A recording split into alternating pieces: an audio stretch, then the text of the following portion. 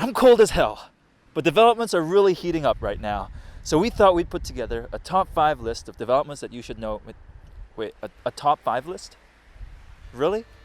We're not BuzzFeed, you know. People like substance. What are we doing here? Seriously. Okay, that's it. I'm quitting. You guys already got me cold right now. I quit.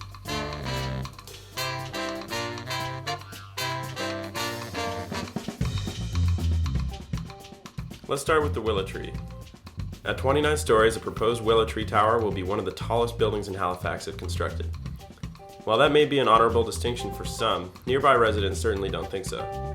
Some are worried that the building will cast long shadows onto the commons and feel out of place with the Victorian houses next door, which are also slated for another development. But not everyone shares these concerns. The Wellington Street District Association has reviewed the revised concept drawings for redevelopment of this property and supports the proposed project moving forward. The Quinpool Road Business Association supports the development because it would bring more people to Quinpool Road, which could use a bit more people. To sweeten the deal, the developer recently changed the building's plans to include an entire floor dedicated to families whose children are at the IWK for medical treatment. It's a bold strategy, Cotton. Let's see if it pays off for him. Next one on the list is Wellington Street. Few would have expected this Wellington Street development to be approved. The land where these houses now stand is zoned for 3 stories max, and the developer wanted 8 to 10. City staff rejected it, the design review committee rejected it, the surrounding neighborhood, planning groups, and many councilors spoke out against it. And yet, it passed through City Council with votes from councillors who don't necessarily represent the area. One justification was that approving this development was payback for bad developments that had been approved for other parts of the HRM. Come on, Gloria. A great example of how 2 wrongs don't really make a right. Are you sure? I feel better about this now. Number 4 is the Pavilion, aka YMCA. City staff initially rejected this building because it required 14 variances to the city's land use bylaw for features like heights and setbacks. But the design review committee approved it anyway. This is a pretty good example of how developments don't always have to follow bylaws, as long as developers can make a convincing case for their project. Now we're wondering why it's a good idea to put a community organization like the YMCA in the same building as luxury condos. But maybe that's a story for another day. Number 3 is Westwood's development on Spring Garden. This one's on the list because it follows the zoning bylaws to a T. Sure, it demolishes a stone building with historical value, but on paper, it's a mighty fine development. The developer has some street cred already. They finished 2 other buildings on Spring Garden without much of a fuss.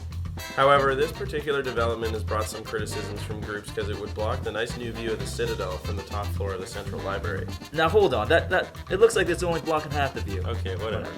The view from the library isn't officially protected, so the outcome of this discussion is going to create an interesting precedent for future developments. So the good news is that the view isn't actually going to go away, you just have to buy a condo to get it. The Green Lantern building once housed a powerful community of aliens that maintained order and justice in the universe, with powerful rings that could materialize anything that the wearer could imagine. Okay, alright. Actually, that was just the name of a restaurant that used to be on its first floor. Oh, okay. The Green Lantern building's been around since 1896. Like many buildings on Barrington Street, it's now being considered for redevelopment.